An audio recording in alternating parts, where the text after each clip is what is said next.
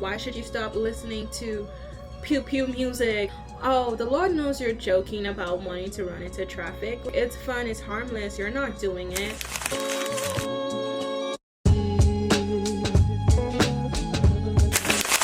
Hey guys, my name is Tamika and welcome back to my channel. If you're new here, my channel is all about faith, self-care, and real life growth.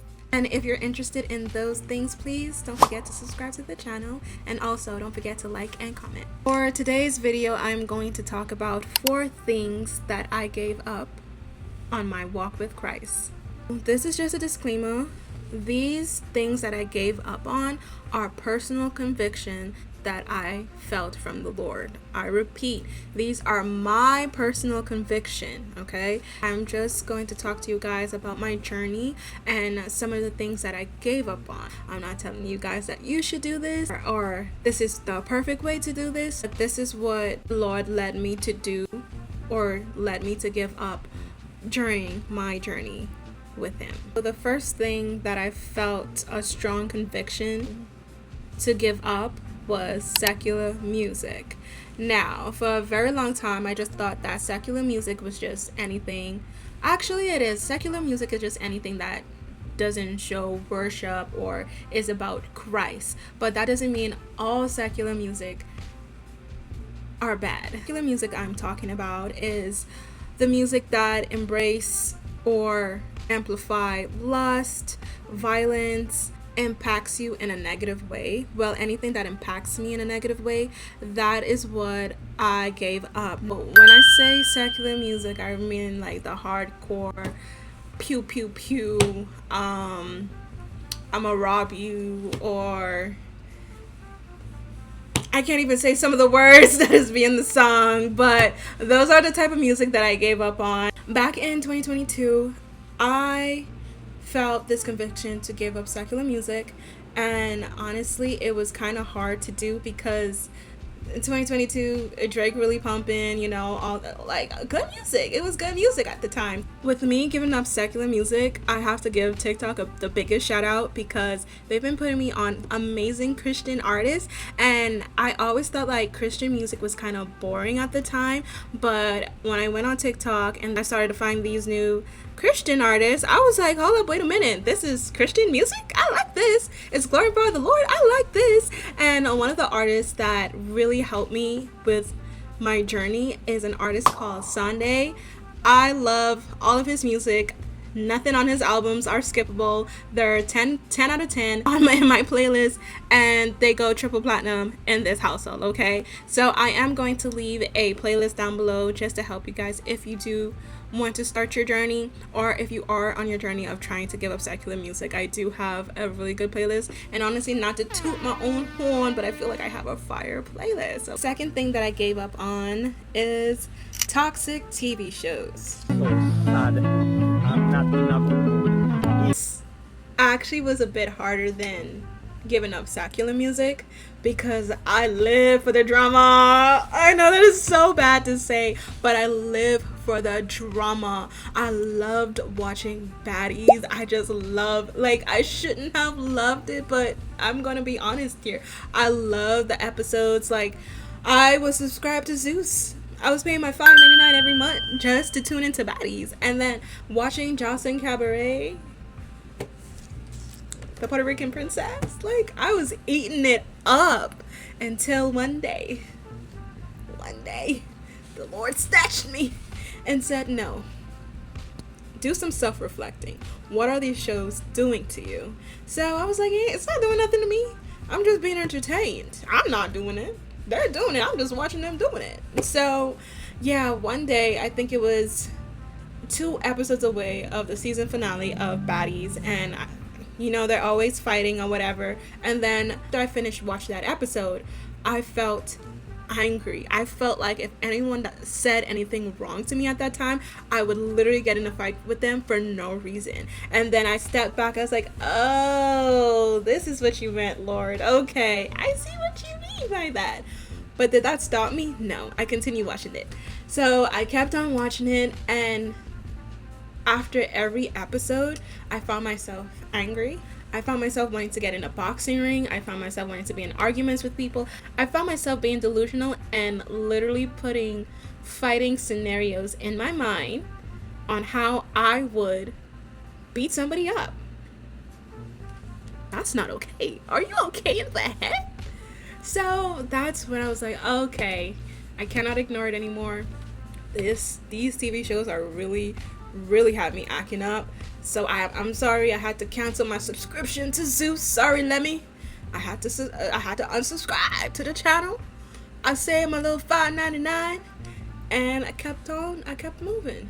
So I just thought my personal conviction was just about baddies, but no, it was toxic TV shows in general. Another show that I recently discovered that I had to really stop watching was Beauty in Black on Netflix. Again, these are my personal conviction, but baby, I didn't want to stop watching that show. I finished season 1. Then at the end of season 1, that show was so lustful. I wanted to find a nearest pole and be like, let me show you how to do it. That's a no. I'm not supposed to be thinking like that. No. It's so lustful, and it like those type of shows really do feed my flesh, and not in a good way. So yeah, I'm giving up. I have more shows that I gave up on, but those are the two main things that really popped up in my mind. I could go on and on shows that I gave up on.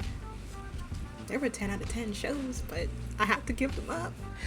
Now that I'm thinking about it, maybe giving up secular music was actually the easiest part on this list. So the next thing that I gave up on is dark romance.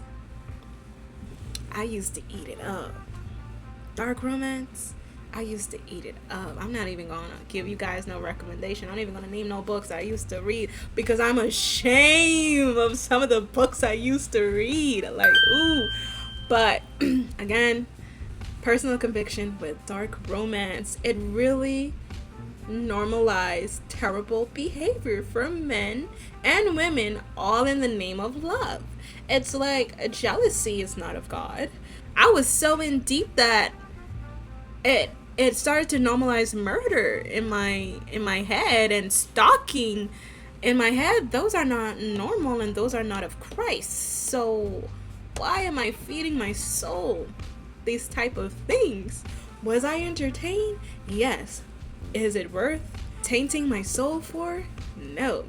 So dark romance books, I had to give up on. I no longer read those hardcore lusty books, though they were good, but they were bad for the soul. Okay, like, I don't know if you guys see that I'm still battling with my flesh right now. It's like my flesh is like, but we had a good time, but it's not worth it. The fourth thing that I gave up on is negative self-talk. An example of that, something my group of friends, we like to say, is, I want to run into traffic.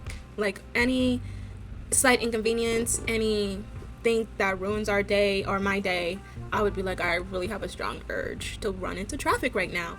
Now, we don't really mean it. We don't want to run into traffic, but the power of the tongue is so strong. I really need to be careful of what I say. In Proverbs 18 verse 21, the tongue has the power of life and death, and those who love it will eat its fruit.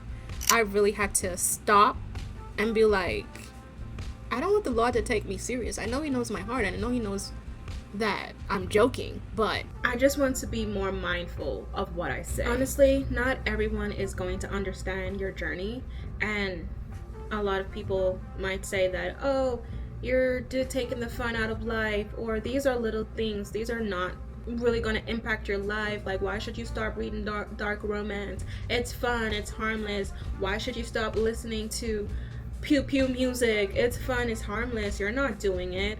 Oh, the Lord knows you're joking about wanting to run into traffic. Like, He's not going to take it seriously.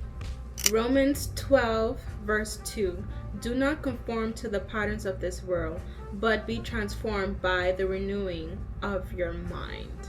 And the world isn't of Christ, and that's something that I'm learning about every single day. The more I read my Bible, the more I read, the more I watch Bible sermons, the more I go to church, the more I realize that the world is really the opposite of what the Lord wants us to do.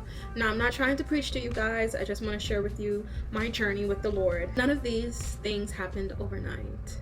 It took some time, and honestly, there's moments where I literally would ignore what he was trying to tell me. But this isn't about being perfect, but more consistent with reading your Bible and slowly but surely getting more like Christ-like. So I hope my journey helps you, and if it doesn't, it's okay. If you've made it this far in the video, I just want to say thank you so much for watching, and please don't forget to comment, like, and subscribe, and I pray that you have a blessed day. Bye.